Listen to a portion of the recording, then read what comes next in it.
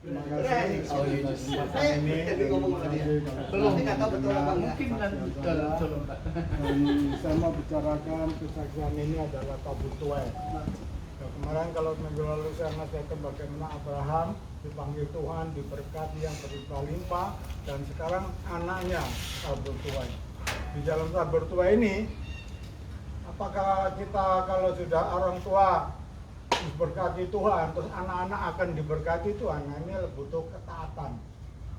Ya, di sini kejadian 26 SK waktu itu SK yang telah dijadikan korban dia bisa oleh Tuhan. Akhirnya Allah bersumpah pada Abraham bahwa Abraham akan diberkati berlimpah-limpah. Makanya itu di dalam kejadian 26 ayat 3, waktu SK diperintahkan di daerah Filistin dari 4 orang asing. Nah, dia itu Abraham SK firman berkata pada SK, dia bilang karena Abraham itu sudah melakukan kewajibannya pada Tuhan, maka segala perintah dan ketetapan dan hukum dilakukan semuanya. Jadi SK nggak main-main gitu loh. Jadi dia mengikuti juga jejak-jejak dari bapaknya tadi. Makanya tuh SK di dalam 26 ayat 13 dia diberkati menjadi berkat, menjadi kaya, kian kaya dan sangat kaya. Dia juga lebih kaya dari bapaknya, tapi proses jadi kaya, kian kaya, sangat kaya. Nah, inilah kembali.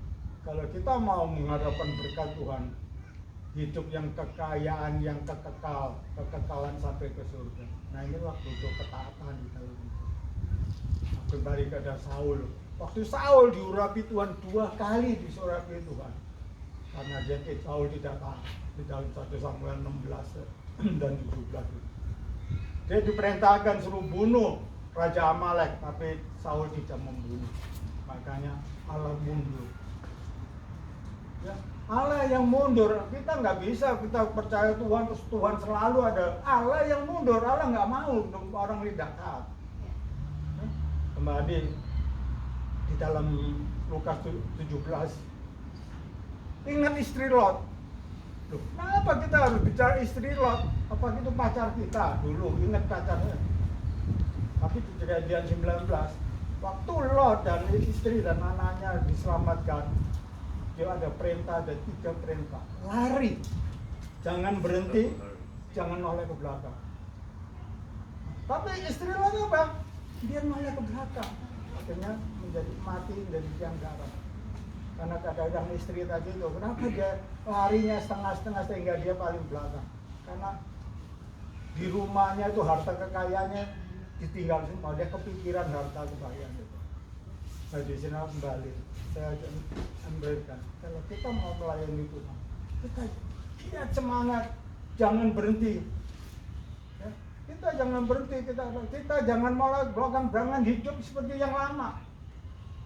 Ya, kita harus bertobat, benar-benar bertobat. Yang dulu suka nyanyi karaoke, dunia sekarang kan nyanyi Tuhan. Kita harus berubah total. Yang dulu dia bilang egois, kita harus berubah. Ya, jangan jadi istri Lot. Makanya itu kembali kalau kita mau melayani Tuhan kita sebagai suami istri itu ibarat suami menanam, istri menyiram. Tuhan yang memberikan kehidupan. Ya, kita harus bersatu kalau kita mau melayani, membagi berkat itu untuk menjadi kudus. Maka dia di Titus 2 ayat 14, kita harus kudus. Kita kalau kudus gimana? Kita harus rajin. Ya, rajin untuk melayani Tuhan, rajin untuk ibadah. Baru kita akan menikmati berkat kekekalan itu, akan menerima dalam kehidupan kita. Ya, jadi itulah kita mengucap syukur kalau saya punya istri, tetap sampai hari ini kita melayani Tuhan. Ya, di Indonesia, fokus di Indonesia. Indonesia itu paling parah. Ya, ekonomi banyak orang yang bunuh diri, ya, bahkan ekonomi parah semua. Ya, yang atas ya parah, yang bawah apalagi yang bawah lebih parah. Sampai makan aja nggak bisa. Jadi kita begitu banyak, maka itu kebagi-bagi makan bungkus nasi bungkus. Jadi kesusahan banyak. Kita hidup itu makanya kita harus tegas benar-benar. Kita harus melakukan pada Tuhan dan melakukan perintah Tuhan. Tuhan pasti lindungi kita. Tuhan akan berkati. Jangan menyerah, jangan berhenti kita melayani Tuhan. Tuhan pasti membalikan dulu. Makanya itu di dalam 1 Korintus 15 ayat 58. Kalau kita melakukan pekerjaan Tuhan, tidak sia-sia, Tuhan akan memberkati kita. 57, Tuhan akan memberikan kemenangan. Kita nggak perlu takut. Walaupun penyakit apapun segala, kita nggak perlu takut. Itu kalau takut itu selalu menghina Tuhan, tidak percaya Tuhan. Tuhan itu luar biasa. Tuhan yang gagah perkasa, Dia yang dalam membela kita, Dia adalah penolong kita, Dia itu juru selamat kita. Tuhan adalah pendamai kita. Makanya kalau kita menghadap suami istri, kan itu satu. Ibarat mobil ya ada aki itu main dan plus, kita harus bersih dua-dua. Kalau aki, kalau satu kotor, pasti mobilnya mogok. Setelahnya nggak ada. Disitulah kembali saya ingatkan. Itu benar-benar di dalam. Kalau tadi kalau ambil mata, saya kopi mata. Ini baru saya ke dokter kornea, dia bilang apa namanya?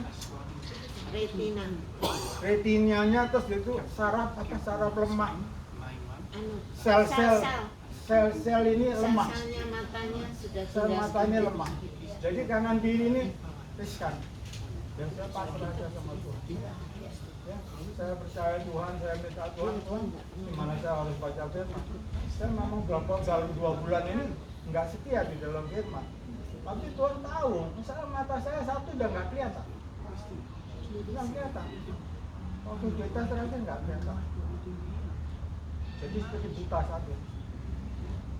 Tapi waktu kita ada bilang sel-selnya lemah ya. Ya persatuan hidup saya pasrah sama Tuhan.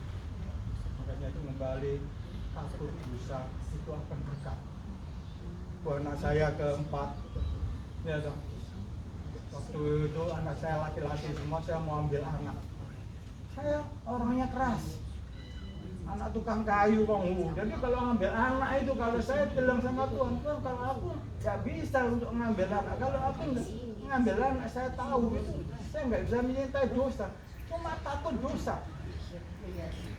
Takut dosa itu waktu anak-anak itu dalam 3 bulan mujizat terjadi. 14 tahun KB menjadi dapat anak. Wah teman-teman saya ribut. Wah Pak Ari kamu begini kamu jauh enggak, saya enggak takut dosa. Tuhan akan kalau dulu saya mintanya Tuhan beri anak laki, Tuhan beri anak, aku enggak mau anak perempuan. Saya kalau doa begitu. Saya tidak mau anak perempuan. Kan kalau kita ngomong kan sayanya hilang, udah ikut kami. Tapi ternyata sekarang anak perempuan itu lebih sayang pada orang tua. Ya, kalau laki, iya kalau kebetulan dapat istri yang berbeda. Waktu pandemi, suka diperhatikan, wah bermacam-macam. Semua yang laki bukan ya puji Tuhan semua mantu-mantu sudah Tuhan, makanya itu saya udah melekat pada Tuhan. Nah, di dalam Kejadian 26 ayat 34 sampai 35 Esau, jangan niru Esau. Esau itu mengambil istri 2 orang Het dan orang Edom. Jadi kalau mengambil istri, nanti kalau ini sudah mengambil matu, jangan sekali pada orang yang tidak seiman. Orang Edom, orang Het itu orang yang bersila. Sehingga Iska dan Ribka sedih melihat Esau mengambil istri orang Edom dan orang Het. Dan kalau Iska sedih, apalagi Tuhan lebih sedih anaknya tidak mengambil istri yang seiman. Itu yang itu tantangannya. Kita harus sungguh-sungguh. Makanya Ibrani 11 yang sungguh-sungguh akan diberkati Tuhan. Sekian kesaksian saya. Terima kasih.